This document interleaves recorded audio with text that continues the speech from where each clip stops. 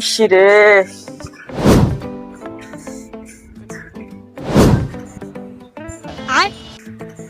কি যে করিস? কিরে কি বাবু যেত?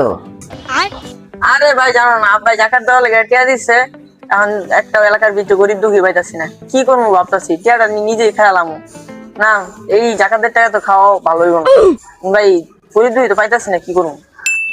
আরে বেটা তুই এটা টেনশন করস? তোর আশেপাশে তো সামনে তাকে লেতে পারে, তুই কত গরিব দিকে পাই যাস বেটা, কি কস না কস?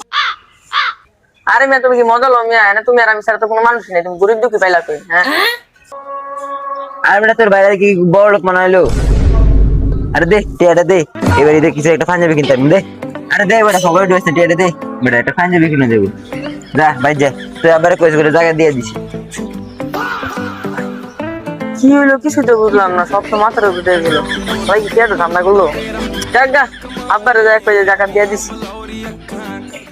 যাক মেলা দিন পর 500 টাকা দান দিল, কিছু কিনে দেবো।